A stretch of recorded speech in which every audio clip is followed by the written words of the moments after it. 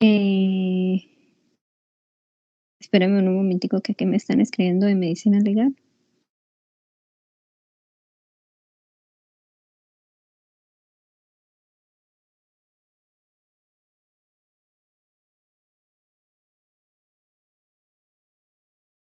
Nosotros vemos, cuando vemos en la parte del microscopio, es que uno siempre empieza con bajo aumento y luego uno va aumentando las dioptrías o el objetivo. ¿Para qué es esto? Para yo poder ver la morfología en general. O sea, si ustedes recuerdan cuando ustedes ven una fotico del epitelio escamoso, uno los ve bien bonitos, estratificados, unas células organizaditas, las ve uno casi claritas, un poquito más hipercromáticas la de la base porque son normales, porque es donde yo voy a tener normalmente la mitosis. Pero cuando yo ya tengo displasia, si ustedes miran la primera foto, que es la del lado izquierdo, en bajo aumento uno ya empieza a ver las células como apiñadas, como si no tuvieran citoplasma, todas desordenadas, unas más hipercromáticas que otras. Y cuando ustedes pasan a la foto del lado, en este caso sería derecho, encuentran que hay células que tienen la parte del coilocito que yo les comentaba que era un halo perinuclear que aparece, algunas veces se ve binucleada, unas veces se ve bien bonita porque se ve bien florida. Empieza a aparecer mitosis altas, por lo menos si ustedes se van hacia la parte un poquito más allá de la mitad de la gráfica donde está tercio, ustedes la ven ahí en el tercio inferior, en el medio, un poquito del superior, ven áreas de mitosis, que es lo que se ve como desordenado. Acuérdense que ustedes la pueden ver normal, o sea, una mitosis normal que es con 2 polos, o pueden ver mitosis anormales con 3, 4 o 5 polos. El hecho de que yo tenga una mitosis entre comillas normal en la parte superior del epitelio por superior a la capa basal, recuerden que se considera que es una mitosis atípica. Entonces, yo ya empiezo a determinar por el pleomorfismo, por las mitosis, por la pérdida de polaridad, entonces ya hablamos de que hay una displasia de alto grado.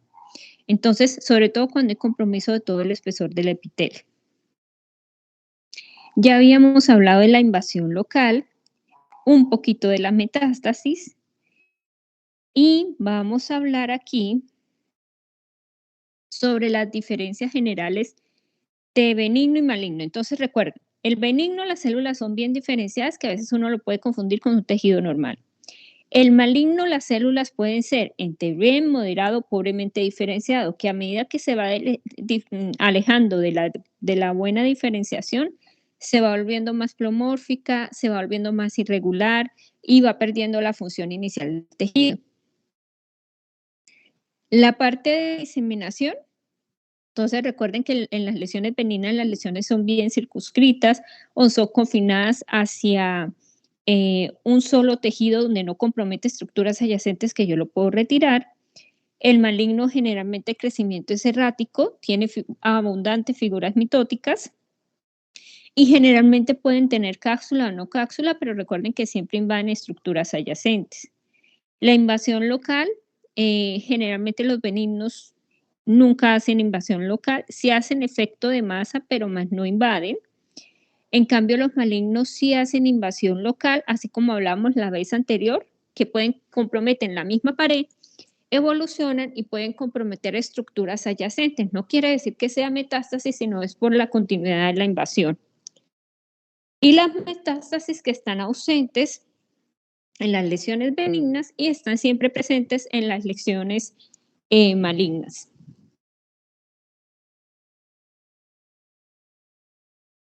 Entonces, con respecto a la velocidad de crecimiento, entonces recuerden, en el momento en que un tumor sólido se detecta clínicamente, ya ha completado una porción principal de su lapso de vida. Es decir, que a pesar de que yo diagnostique un tumor de 1 centímetro, que si ustedes ven una regla 1 centímetro es bastante chiquito, o yo diagnostico un tumor que a veces suele pasar que pueden tener hasta 20 centímetros, que pueden tener 30 centímetros cuando son tumores gigantes, ya ha pasado abundantes divisiones celulares que permiten que las lesiones tumorales, cuando ya uno hace el diagnóstico, lastimosamente haya compromiso de estructuras adyacentes o haya compromiso de órganos a distancia como uno encuentra en las metástasis.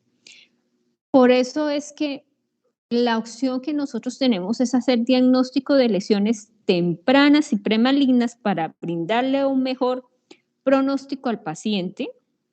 Eso es lo que ustedes tienen que enfocarse, nunca hacer, pues lo ideal es hacer el diagnóstico de lesiones premalignas, pero si ya le tocó a uno hacer el diagnóstico de lesiones ya bastante avanzadas, pues hacer uno el diagnóstico y poderle brindar al menos en el poco tiempo al paciente que le queda de vida, disminuirle lo que es el dolor, el malestar, etcétera. Entonces, darle una mejor calidad de vida en el tiempo que le queda. Ustedes, con esta premisa que ustedes tienen ahí, ¿creen que nosotros podemos tener tumores ocultos? O sea, que uno no sepa de dónde viene el tumor o de dónde se están originando las células tumorales. ¿Quién dice sí, quién dice no?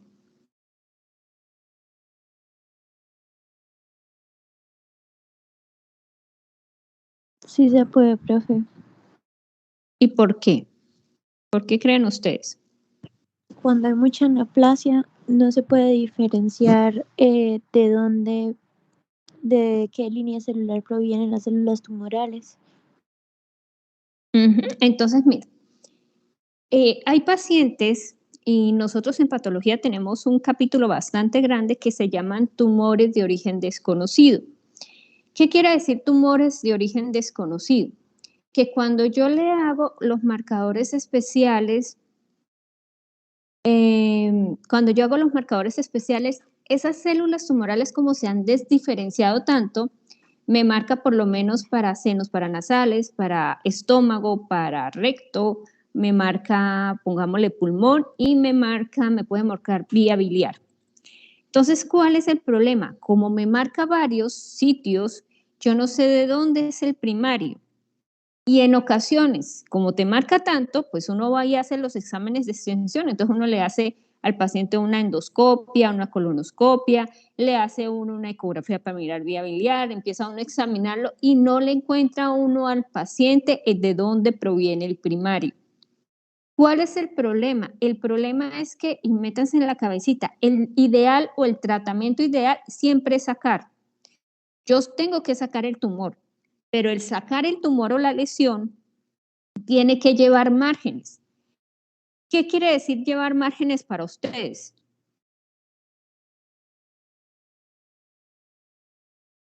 Que esté delimitado. Ajá. No tanto delimitado, sino que por lo menos ustedes tienen un tumor de 1 centímetro, nunca deben cortar el centímetro, siempre tienen que cortar o sea, el tejido, por lo menos hagamos una piel. Si en la piel ustedes tienen una lesión, si se ven un lunarcito, mírense en el lunar. Hagamos de cuenta que ese lunarcito mide 0.3 centímetros, 0.5 para que les quede más fácil. Entonces yo tengo ese lunar, pero el problema es que yo no puedo resquitar esa lesión muy pegada al lunar. Porque si yo quito esa lesión muy pegada al lunar, los bordes que estoy quitando me pueden quedar comprometidas con esa lesión. Por eso es que hay pacientes que le dicen a uno, es que me quitaron por lo menos el lunar y me volvió a aparecer. Es que ese médico me volvió a aparecer y el médico dice que es porque me apareció un lunar nuevo. No, resulta que no es un lunar nuevo, sino que le dejaron el borde comprometido con células névicas y esas vuelven a crecer.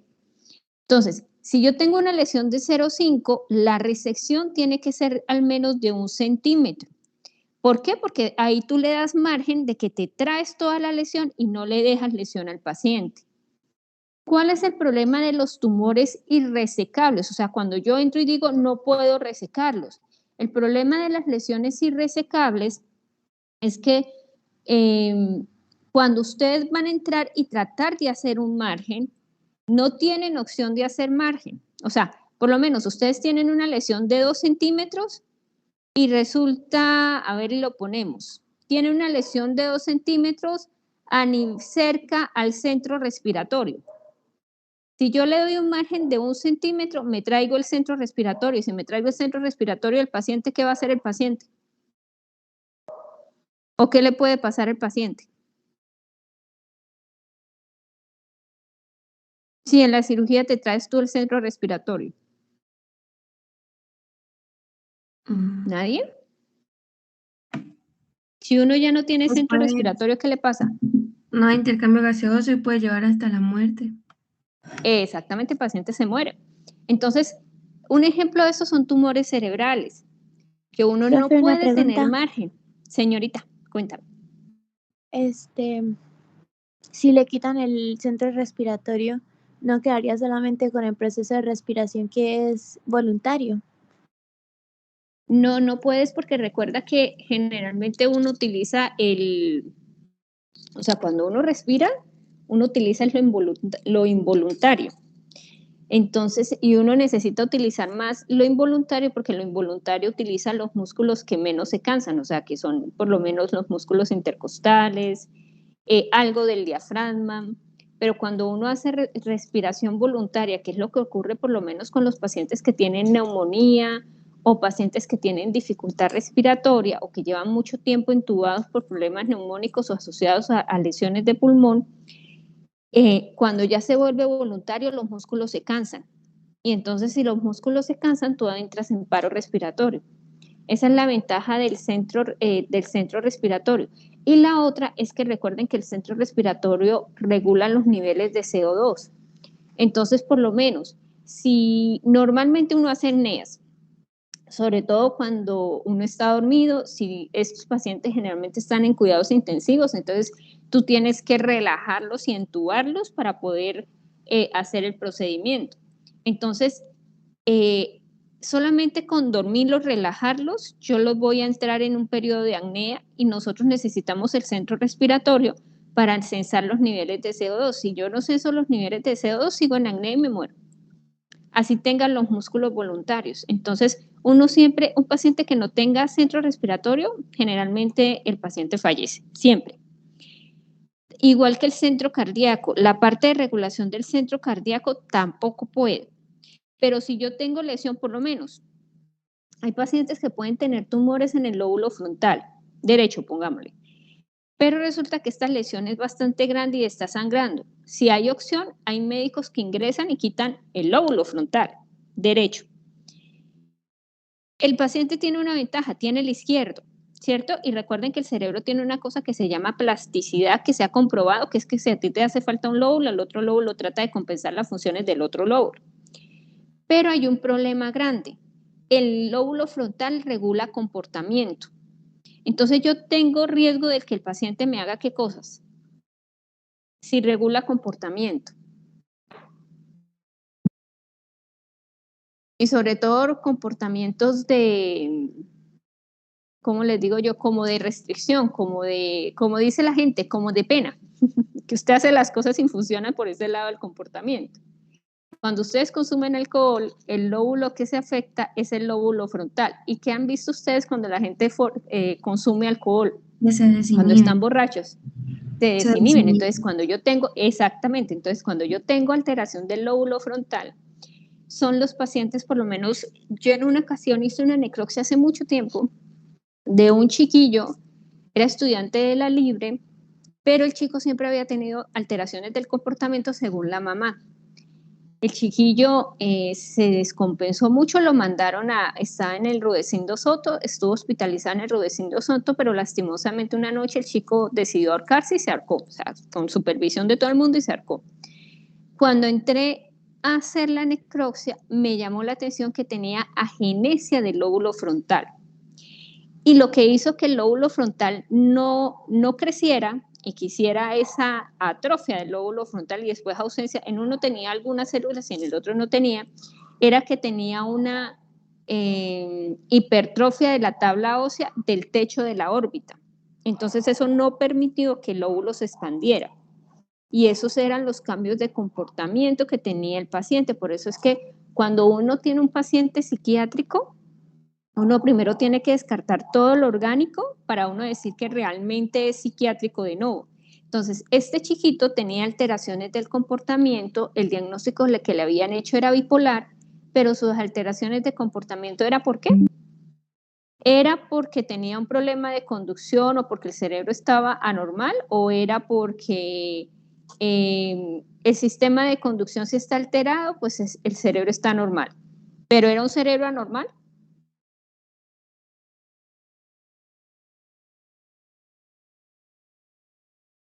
Entonces, como el cerebro era completamente anormal, por eso eran las alteraciones de comportamiento. Y cuando yo le hice el interrogatorio a la mamá me decía que incrementó y se incrementó más en la universidad. Por 2 factores en la universidad. ¿Ustedes por qué creen que se incrementó más en la universidad? Por el estrés. ¿Tiene ausencia? Ya tener. Pues uno por el estrés, pero en la universidad Y hacen algo la que no vida deben hacer. social. La vida social. Entonces este chiquillo empezó los fines de semana a tomar. Entonces recuerden que no tiene lóbulos frontales. El lóbulo frontal es el que le dice a uno, el que le dice a uno no se comporte de esta manera. Ustedes ven por lo menos, y yo siempre les digo, cuando la gente toma y toma en grandes cantidades, si ustedes se dan cuenta, puede ser la persona más tímida, cuerda, pero de un momento a otro se pierde la timidez, pierde la inhibición, pierde todo y ustedes lo ven saltando y brincando y bailando en una mesa.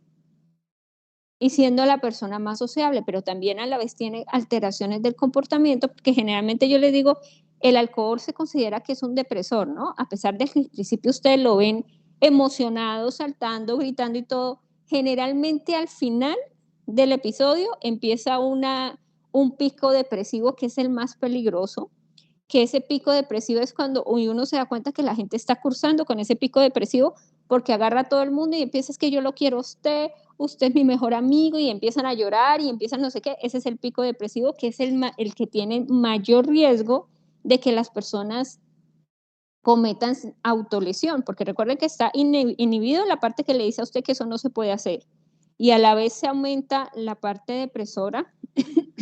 Entonces eso te puede hacer cometer cosas, y por eso por lo menos en los suicidios, cuando yo hago suicidios en medicina legal, una de las cosas que yo determino si el paciente está es cómo están los niveles de alcoholemia. Porque a veces cuando uno habla con la misma familia le dice a uno que no había tenido intentos, pero que cuando consumía alcohol sí hacía intentos de suicidio o amenazaba con el suicidio hasta que lo comprobó. Entonces, es una de las condiciones o lastimosamente, de los efectos que tiene el alcohol. No sé si ustedes han escuchado que dicen, y hay personas que dicen es que tiene un mal beber. No es que tenga un mal beber, sino que como se bloquea la parte inhibitoria, las personas que son muy peleonas se tienden a ser más peleonas. Entonces ya no les importa si es niña, si es niño, si es un adolescente, ya no les importan muchas cosas, y por eso se ve también agresividad con el consumo de sustancias. Entonces es un problema grande en la parte del funcionamiento. Entonces, cuando yo tengo una lesión tumoral, yo siempre trato de darle márgenes, porque es que el tratamiento de las lesiones tumorales 100% es tratamiento quirúrgico.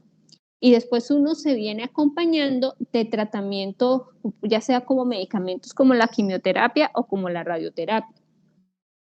Cuando un paciente le llega, por lo menos hace mucho tiempo, pónganle por ahí como cuando yo empecé a estudiar patología, que fue como en el año 2008, las cirugías eran bastante agresivas. ¿Cómo así bastante agresivas? Por lo menos llegaba una señora lastimosamente con una masa en la mama de 10 centímetros, entonces lo que se hacía inicialmente y de entrada lo que se hacía era que les quitaban la glándula mamaria y les quitaban el basamento ganglionar de esa axila.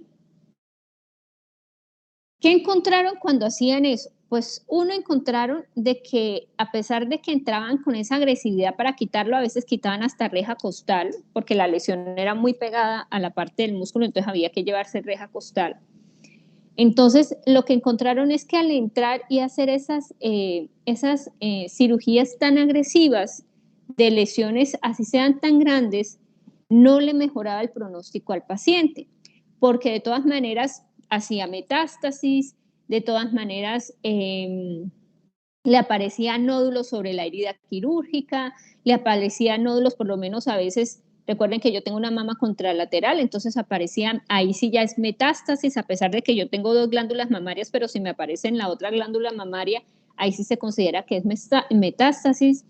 Entonces, se sentaron a revisar y dijeron, bueno, si nosotros podemos lograr disminuir el tamaño para que yo no tenga tantas células cuando haga el procedimiento quirúrgico, se suelten de una vez y me hagan la parte de embolización, porque es que cuando las células pasan al torrente sanguíneo embolizan y vayan a llegar a otro sitio para hacer metástasis. Entonces dijeron, nosotros podemos tener una opción, y la opción es el tratamiento neoayudante. Entonces, ¿por qué se llama tratamiento neoayudante? El tratamiento neoayudante se llama así porque yo le doy quimioterapia al paciente antes de la cirugía. Entonces, por lo menos, y eso es una recomendación, ya los cirujanos lo hacen, es que y se ve mucho en mama, pero no solamente en mama, uno lo ve también en recto, en colon, etc. Entonces, ¿qué ocurre? Hay pacientes que son muy sensibles a la quimioterapia. ¿Qué quiere decir muy sensible a la quimio? Que la célula tumoral no ha tenido tantas mutaciones como para diferenciar ni rechazarme el tratamiento, y lo que hace es que cuando yo tengo contacto con el tratamiento, todas las células tumorales a veces desaparecen, ¿no? Y eso es de muy buen pronóstico, pero hay que marcar el tumor. O sea, lo que hace el cirujano es que marca el tumor con una grapa, de tal manera que cuando yo le dé el tratamiento neoayudante, si responde muy bien al tratamiento, pues tengo la ventaja que ya lo puedo marcar y definir en dónde es. Hola, doña Nevis.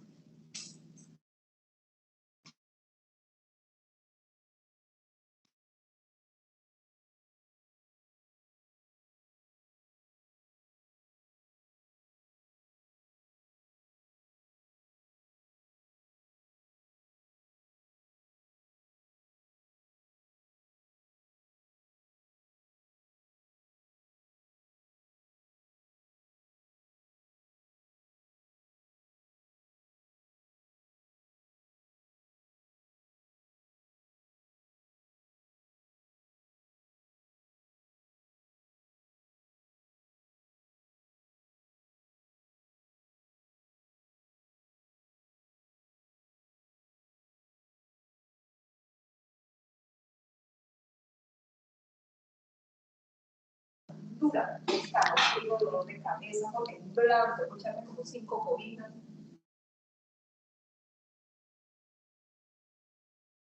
Entonces, chicos, lo que hace el médico es tratar de reducir el tamaño tumoral.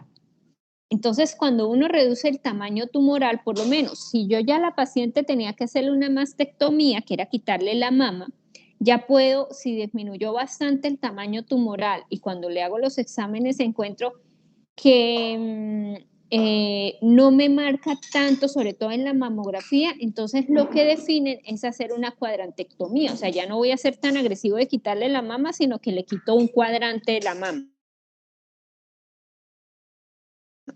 Anexo lo que es el ganglio centinela, que es mirar si hay un ganglio comprometido para que el patólogo revise, y si lo hay, pues determina el vaciamiento axilar. ¿Por qué se hace esto? Porque se ha comprobado que la cirugía es menos agresiva, la recuperación del paciente va a ser mucho mejor, no le provoco comorbilidad con quitarle los ganglios de la axila, porque recuerden que los ganglios me ayudan al drenaje del líquido intersticial, y si no tengo quien me drene el líquido intersticial, pues el brazo se me va a dematizar y produce mucho dolor. Entonces, todos estos factores asociados, pues me va a ayudar, y fuera de eso, que el patólogo cuando revise la pieza quirúrgica, nosotros tenemos que determinar si tiene una respuesta del 100%, o sea, una respuesta es cuando yo no veo nada de células tumorales, o si se le disminuyó un poquito, o no, definitivamente no se le disminuyó nada. Si por lo menos yo le digo, ustedes tienen un paciente, definen darle tratamiento de quimioterapia antes de la cirugía, le hacen después la cirugía y el patólogo les dice que sigue viendo el mismo número de células tumorales, ¿qué quiere decir eso para el médico? Para ustedes como médicos clínicos, ¿qué quiere decir? Si yo les digo, no, definitivamente sigo viendo el mismo número de células tumorales, no hay cambio en el tumor. ¿Qué quiere decir eso para ustedes? Que la quimioterapia no está sirviendo. Exactamente, que la quimioterapia no está sirviendo, o sea que el paciente es resistente a esa quimio. Entonces, cuando entran otra vez, generalmente sus pacientes le inician tratamiento otra vez de quimio 15 días después, pues usted ya no le va a dar los mismos medicamentos que le estaba dando antes porque no le funcionaron, sino que ya le va a cambiar a otro tipo de medicamento a pesar de que le sacó la lesión. ¿Por qué? Porque si al paciente le quedaron células que están circulando, que quedaron en los vasos sanguíneos, si yo le sigo dando el mismo medicamento anterior, pues lastimosamente no le va a servir. Y lo que le voy a causar es una toxicidad y no voy a lograr quitarle las células que yo necesito quitarle a él que quedaron en el remanente. Y ahí tengo que buscar otra acción de tratamiento. En cambio, llevemos a la contraparte. Si ustedes le dan tratamiento al paciente y encuentran, y el patólogo le reporta en la pieza quirúrgica que no ve ninguna célula tumoral, que se ve fibrosis estromal, que se ve calcificaciones, pero ya no vemos células tumorales, ¿qué quiere decir eso para ustedes? Que la quimioterapia está haciendo efecto. Exactamente. Entonces, la paciente tiene dos opciones dependiendo en qué tamaño le habían diagnosticado. ¿Cuáles opciones tiene? De que le continúan, después le hacen un estudio a la biopsia inicial y determinan si ella va a se va a beneficiar de la quimio. Eso se hace por lo menos con un estudio que se llama Oncotype, que determina los genes que tiene y qué susceptibilidad tiene a la metástasis, qué susceptibilidad tiene a recaída 5 años. Y dependiendo a esto, además de determinar que fue muy efectiva, pues si hay que darle tratamiento posterior a la quimio, pues tengo la opción de seguirle dando el medicamento que le está dando porque responde muy bien. Entonces, ese es el gran problema de yo tener una lesión tumoral, independientemente de que sea pequeña, o sea, de que sea de 0,5 o que sea de 10 o de 15 centímetros, yo tengo que tener un margen. Esas células tumorales ya se han dividido tanto que ya tienen muchas mutaciones que les permiten a veces sobrevivir a ciertas condiciones que le van a permitir pues tener resistencia a los medicamentos. Entonces, la velocidad de crecimiento, ¿cómo se determina? Se determina por el tiempo de duplicación.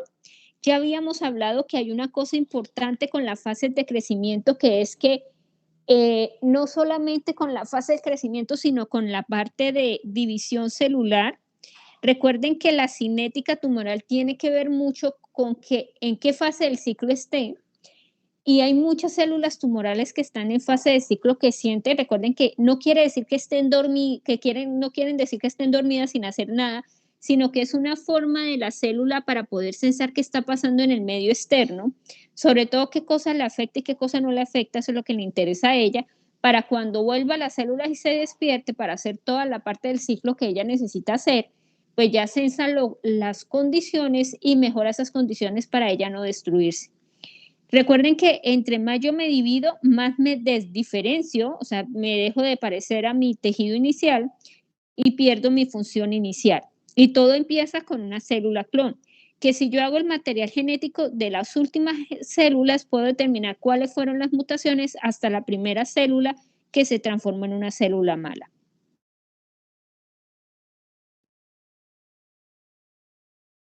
Entonces, ¿qué pasa con respecto a la epidemiología? De acuerdo a las regiones, nosotros tenemos unas incidencias de cáncer que son obligatorias reportarlas. Lastimosamente, los únicos departamentos que son muy juiciosos les digo lastimosamente, porque por lo menos si ustedes quieren hacer un trabajo estadístico de cáncer, Norte de Santander no tiene muy buena tasa estadística. El que tiene muy buena tasa estadística es Cali, muy buena tasa estadística Medellín y muy buena tasa estadística Bogotá, pero con el Instituto Nacional de Cancerología. Y lastimosamente, el Instituto Nacional de Cancerología no maneja todos los cánceres de Cundinamarca y es un sitio remisorio. ¿Por qué les digo que nosotros no? Pues como son diferentes instituciones, a veces no cumplen lo del registro y la base de datos que llenan los registros no son muy buenas. Entonces, por lo menos, si ustedes van a hacer un trabajo, se someten a la base de datos que tiene el Hospital Erasmo Meoz. Pero ¿será que el Hospital Erasmo Meoz es la única institución que está manejando cáncer en Norte de Santander? No. Entonces se hace un sesgo. Entonces no vas a tener buena tasa estadística para tú decir voy a hacer un estudio epidemiológico. ¿Cuál es el otro problema? El otro problema es que de acuerdo a las condiciones sociales o a los alimentos, hay ciertas lesiones tumorales que pueden aparecer. Entonces, en el texto te explican. Entonces, si tú vives en una zona X o Y, en esa zona X o Y, tú te expones a sustancias, por lo menos, vives en una zona que es muy cerca a una mina y esa mina es de... ¿qué era lo que tenían las tejas de zinc que la están tratando de prohibir? Asbesto, creo que sí, Asbesto, profe. el asbesto. Entonces, por lo menos, si tú vives en una zona que tenga una mina cerca de asbesto y está la fábrica que produce las tejas que tiene asbesto, la mina está a cielo abierto, entonces es peor. Entonces, tú tienes riesgo de hacer mesotelioma o cáncer pulmonar. Entonces, pero si tú migras a otra ciudad, en esa ciudad resulta que la dieta es pobre en fibra, esa dieta se consume más alimentos procesados, entonces ya empieza a disminuir el riesgo que yo tenía inicial por la exposición al asbesto y empieza a aumentar el riesgo que me estoy haciendo por la exposición, por lo menos para que me dé lesiones tumorales en el tracto gastrointestinal. Entonces, a nivel epidemiológico es importante, por lo menos a nivel de mapa epidemiológico, nosotros Norte de Santander tiene lo que es cáncer gástrico, tienen lo que es cáncer de colon y tienen lo que es, bueno, ahorita está subiendo el cáncer de pulmón. Son los 3 cánceres más comunes asociados con mama y próstata. Esos nunca pierden el ingreso. ¿Por qué nosotros con cáncer gástrico y con cáncer de colon? La incidencia de nosotros es muy similar a la de Tunja. ¿Por qué? Porque es que nosotros comemos carne de cabro, que está asociado a que tiene unos componentes aminos en la carne por el pasto que come el cabro, porque nos gusta la carne oreada y la carne oreada tiene nitratos y nitritos que inducen a la producción de cáncer a nivel de mucosa gastrointestinal. Y el consumo, a pesar de que no somos tan amantes número 1, por eso es que en Tunja es parte número 1, porque ellos consumen habas. Y las habas también están asociadas por el componente de nitratos y aminos de cáncer gástrico. Entonces, nosotros vamos a tener una tasa estadística, o sea, si ustedes sacan, sí, podemos tener leucemias, linfomas, etcétera, pero hay unos casos ambientales que van a aparecer en mayor proporción. Esa tasa estadística varía. ¿Y cómo varía? Por la exposición a los factores externos. Por lo menos, como las mujeres nos hemos querido igualar al hombre en todo, también nos hemos igualado en el consumo de cigarrillo, en el consumo de alcohol y en el consumo de otras sustancias, entonces el cáncer, por lo menos de pulmón, que era propio del hombre, ya la incidencia está marcando que la mujer está llegando a un pico con relación al hombre. Hay otras lesiones tumorales que no solamente aparece por factores ambientales. Recuerden que ustedes ya están haciendo un trabajo, está asociado por lo menos a factores genéticos, sobre todo cuando hay, por lo menos que yo viva en una zona y que se haya casado con mi primo y mi primo, primos hermanos se casaron, que haya mucho grado de consanguinidad, eso va a permitir que las lesiones aparezcan y se continúen en el sitio. Entonces, la idea es que para poder ampliar ese margen, pues la parte de compartir alelos, porque recuerden que estas serían más enfermedades por predisposición genética, que vendría asociado también con factores ambientales.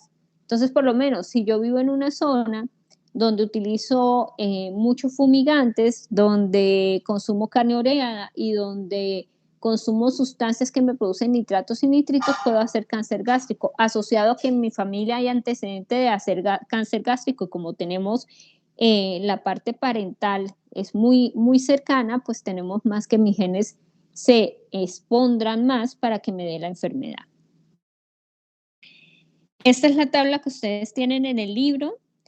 La idea de esto es que la incidencia va aumentando a pesar de que tenemos mucha tecnología, entre comillas, para poder hacer un diagnóstico temprano. Lastimosamente, a veces no los estamos haciendo temprano, estamos haciendo diagnósticos tardíos. Y estos diagnósticos tardíos a veces tienen la implicación, es porque uno no lo piensa. Generalmente en medicina, niños, no es que sea mal médico, sino que el problema es que cuando tú no piensas un diagnóstico o que el paciente puede tener ese diagnóstico, tú no lo buscas. Entonces, no utilizas los exámenes necesarios para poder hacer el diagnóstico, no utilizas los exámenes, no utilizas a veces los medios adecuados para hacer el diagnóstico, o a veces los utilizas pero no sabes interpretarlos. Entonces, en los exámenes, por lo menos, que les digan que tiene una displasia de alto grado y no le digan nada al paciente y el paciente ya regresa un año después con un diagnóstico de un carcinoma invasor.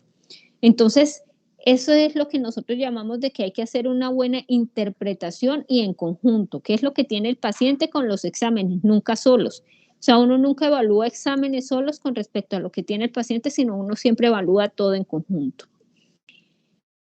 Esta es la parte... ¿Profe? Señora, cuéntame. Qué pena, profe. Quería preguntarle algo con respecto a lo que usted estaba diciendo anteriormente de cáncer gástrico. ¿Cuál tipo de cáncer gástrico es prevalente acá? Es que, pues, quería preguntar también qué tan prevalente considera usted que es el cáncer gástrico difuso hereditario acá en Cúcuta, porque sí he escuchado varios casos. El difuso hereditario no es tan frecuente. Es que recuerden que los cánceres se dividen por edades, ¿no? Lo más común es que de cáncer gástrico, y por eso es que los médicos no lo piensan, el más común de los cánceres gástricos es el que nosotros llamamos el adenocarcinoma de tipo intestinal. ¿Sí recuerdan de dónde viene ese cáncer gástrico? O sea que previamente yo tener un adenocarcinoma de tipo intestinal, ¿qué debía haber tenido en la mucosa gástrica? Una displasia. Irritación. Una displasia. Y después antes de la displasia, ¿qué debía haber tenido? Una metaplasia. Una metaplasia intestinal. Y antes de la metaplasia intestinal, ¿qué debía haber tenido? Inflamación. Antes de eso. Eso fue antes, no, ya me dijeron metaplasia. No, falta una. La metaplasia, ¿por qué ocurre? Por inflamación. Porque hay irritación en Por la erosión del mucosa. De epitelio. pronto la atrofia. Por la atrofia. Entonces viene la metaplasia, luego la atrofia y luego sí viene la inflamación. Y posteriormente, antes de eso venía el Helicobacter pylori, entonces lo hicimos al revés. Entonces, el más común de los cánceres gástricos es el de tipo intestinal.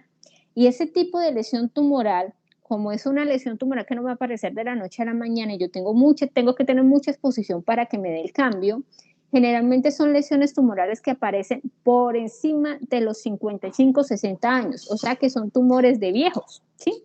Por eso es que cuando ustedes leen el texto se habla de que a medida que yo voy envejeciendo, como voy ganando mutaciones, pues tengo mayor riesgo de que me aparezca una lesión tumoral.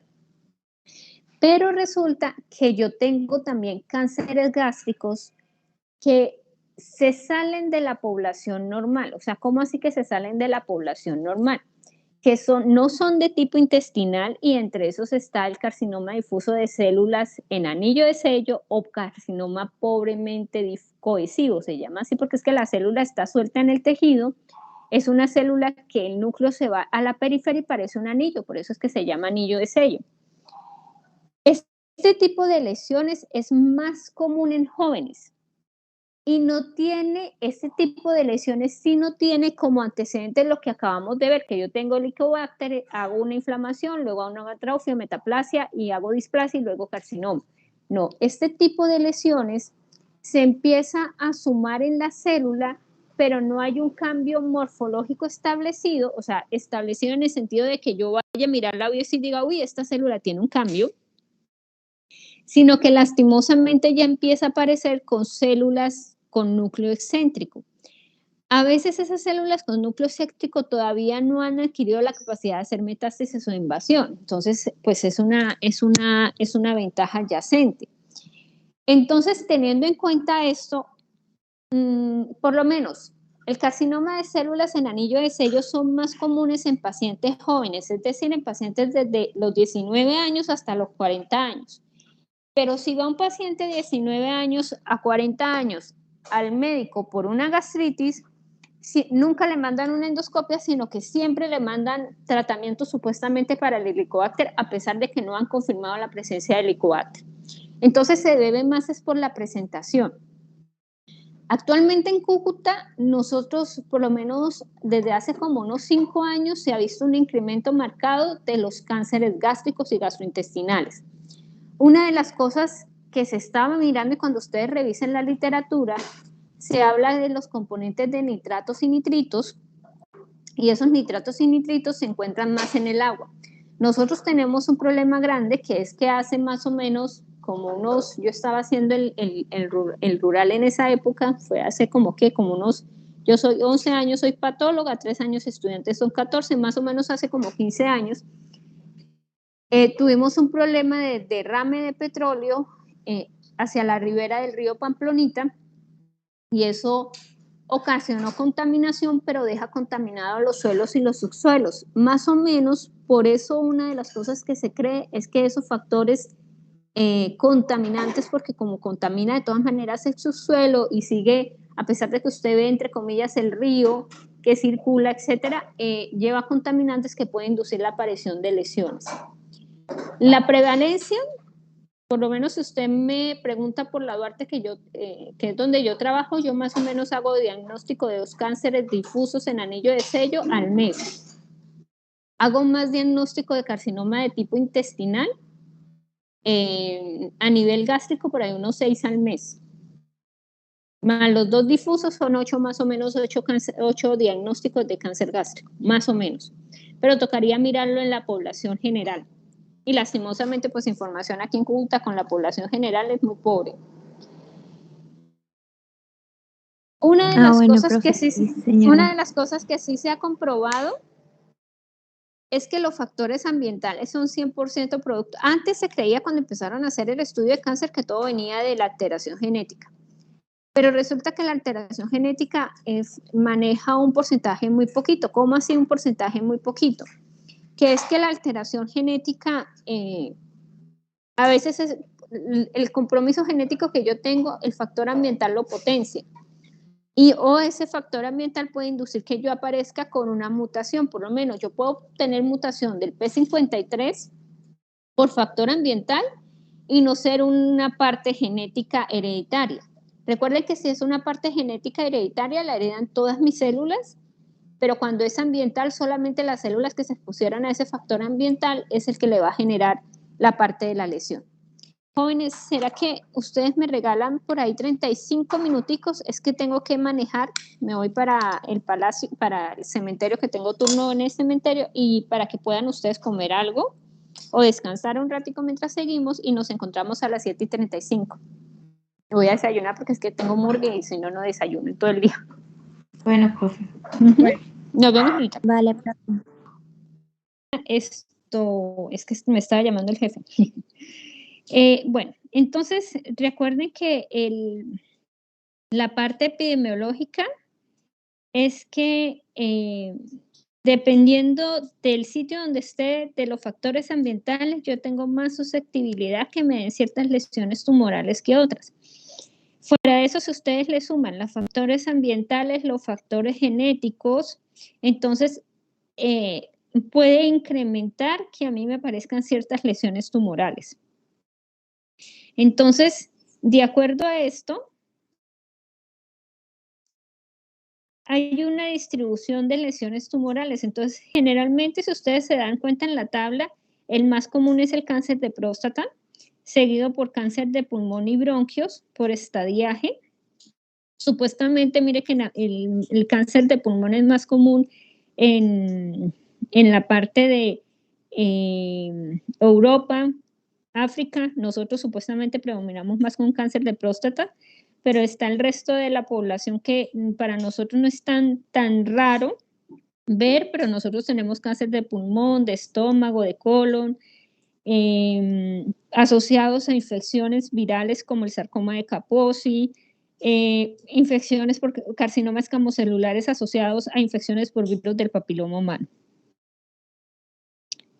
Una de las cosas importantes, por lo menos en esta gráfica que ustedes ven, es que donde uno trabaje también nos va a inducir a la formación de cáncer. ¿Por qué donde uno trabaje va a inducir a la formación de cáncer? Porque es que generalmente uno se la pasa 8, 10, 12 horas en un sitio de trabajo bajo exposición a ciertos agentes. Entonces hay agentes que son cancerígenos, por eso, por lo menos ahorita en lo de seguridad y salud en el trabajo, les exigen certificar que les entregan las medidas de protección, por lo menos en caso de que yo trabaje en una mina de carbón donde tengo varias partículas, pues que me den los elementos de protección, tanto las máscaras, los filtros, etcétera, que eso permite disminuir el riesgo de la aparición de la enfermedad, no lo quita. ¿Por qué se volvieron tan exigentes en la parte de seguridad y salud en el trabajo? Porque habían pacientes que sabían que habían personas que sabían que se podían exponer, enfermar y no utilizaban los medios de protección. Entonces, si no utilizan los medios de protección, sencillamente pues son más susceptibles a la aparición de la enfermedad. Y lo otro era porque los empleadores no daban los medios de protección adecuados para lo que yo estaba expuesta. Por lo menos si usted está expuesta a sustancias químicas, no le pueden dar una máscara para olores de microorganismos. Entonces las máscaras tienen que ser especiales con un filtro especial para disminuir el riesgo. Lo otro característico también es que, y eso es para que lo sepan, cuando ustedes entran a un trabajo siempre les hacen un examen de preingreso y cuando sale del trabajo salen con un examen de egreso.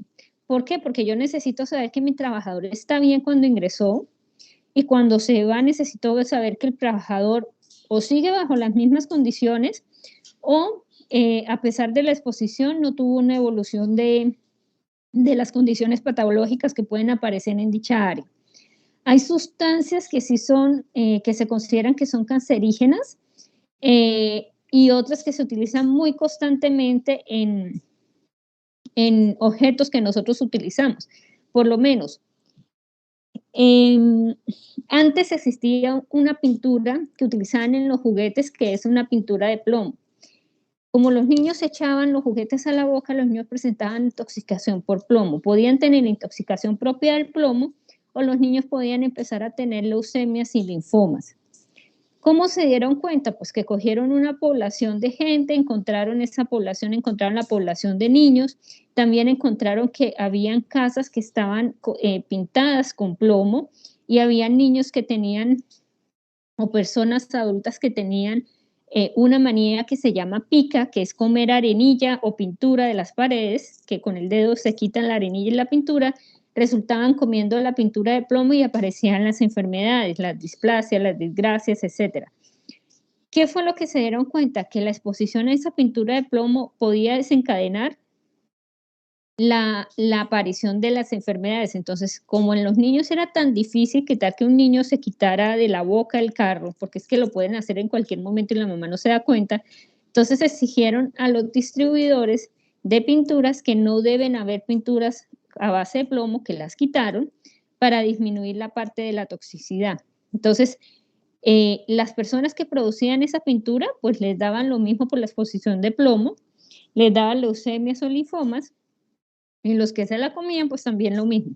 Entonces, eso es un medio como de control, de poder disminuir el riesgo de enfermedad, porque la idea de disminuir el riesgo de enfermedad es que cuando usted se pensione, uno, que logre pensionarse y dos, que cuando usted se pensione salga a disfrutar una pensión y no salgas enfermo. También en esta parte, en riesgo de seguridad y salud en el trabajo, empezaron a regular otros factores porque hay factores asociados al individuo. Recuerden que la mayoría de los cánceres, y ya lo hemos hablado, tienen un componente inflamatorio. Si yo soy obeso, tengo un componente inflamatorio ya activado. Si yo fumo, tengo un componente inflamatorio activado.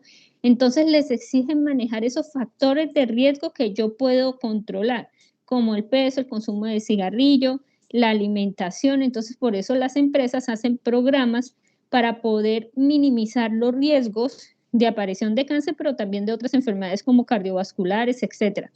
Entonces siempre hay una asociación y una implicación. Entonces, si llega un paciente con un antecedente por lo menos de un cáncer o con diagnóstico ya o con sospecha de un cáncer por lo menos de pulmón, Ustedes por asociación tienen que preguntarle si el paciente fumaba, en qué trabajaba, en el trabajo a qué sustancias se exponía, si utilizaba medios de protección. ¿Por qué? Porque eso es un factor incluyente y algunas enfermedades se consideran que son enfermedades ocupacionales.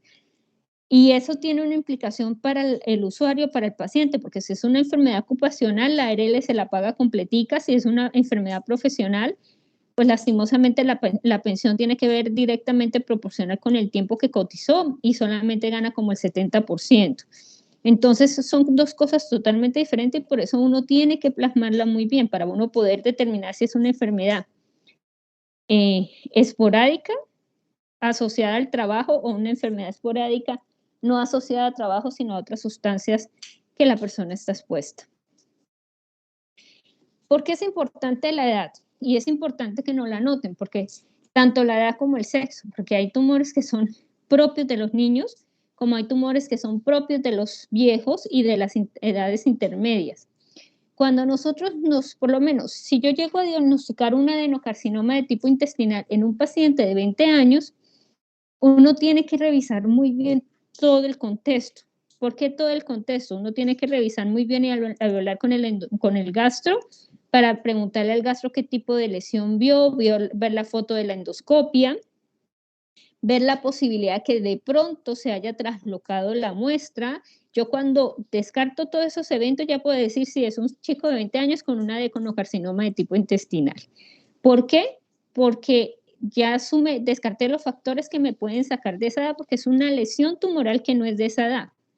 Como es una lesión tumoral que no es de esa edad, pero la tiene, entonces ya uno empieza a sospechar de que el paciente tiene mutación, puede tener una mutación microsatelital o tiene una mutación de las diferentes reguladores del ADN, que puede ser que le haya aparecido la enfermedad a los 20 años más los factores externos, pero incrementa el riesgo. En los niños, las leucemias y las neoplasias del sistema nervioso central, sobre todo lo que termina en blasto, es muy común. En los adultos es más común el carcinoma y en la lactancia es muy común el tumor de célula pequeña, redonda y azul. Entonces, esto es un ejemplo que ustedes tienen, en la página 70, que no me deja mostrarla. Bueno, en la diapositiva 69, ustedes tenían una gráfica ahí de diferentes tumores que tienen características de células pequeñas, redondas y azul. ¿Por qué eso lo traigo a colación? Porque es que ese diagnóstico, el clínico le da mal genio que uno le diagnostique ese tipo, o sea, que yo le ponga ese diagnóstico. ¿Por qué le da mal genio que le ponga yo ese tipo de diagnóstico? Porque el problema es que con eso él no puede hacer nada. Porque un tumor de célula pequeña, redonda y azul puede ser epitelial, puede ser mesenquimal, puede ser una leucemia y puede ser un linfoma. Y todos se tratan de diferentes formas. Entonces, por eso es que después nosotros siempre, y es una recomendación, siempre se complementan con estudios de inmunohistoquímica moleculares para yo poder hacer el diagnóstico completo. Con este diagnóstico completo yo ya le doy al clínico por lo menos, le digo que es un linfoma de células B, del manto, le doy los marcadores y ya a él le queda mucho más sencillo para poder darle tratamiento al paciente de acuerdo a lo que yo le estoy indicando.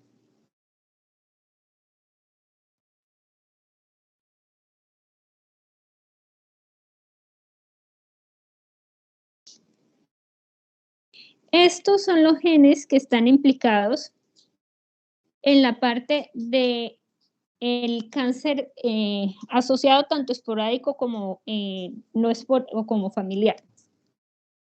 Recuerden que el cáncer familiar tiene algo particular, tiene unas indicaciones particulares.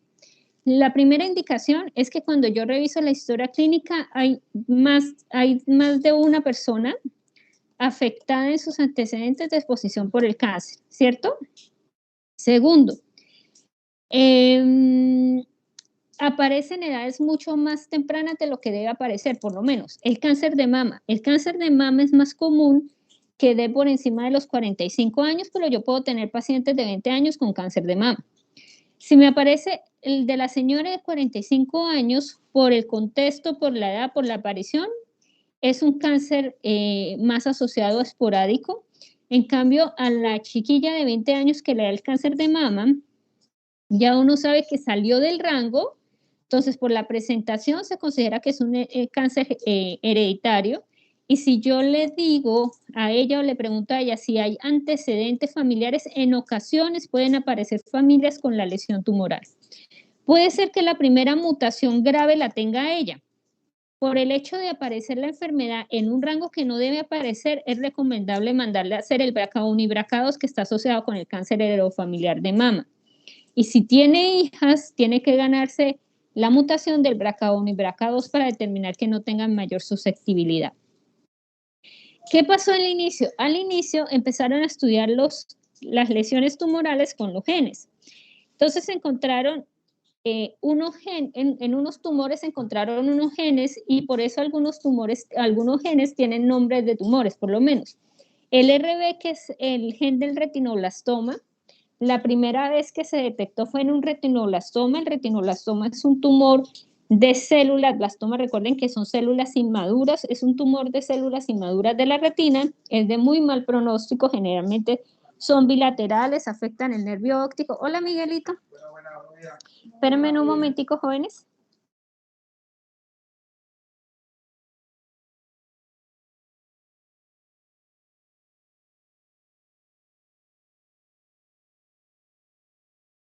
Que tengo que entrar a arreglar unas cosas aquí para poder entrar a morgue. Creo que nos toca dejar hasta acá, porque nos están pidiendo estos cuerpos urgentes que se van de Cúcuta, que son soldados. Entonces, terminamos la clase el día viernes para yo no dejarlos esperando porque me están llamando. Ustedes se cuidan. Hablamos y qué pena con ustedes. Hasta luego, tranquila. Bueno, Chao, bueno, profe, hasta luego. Chao.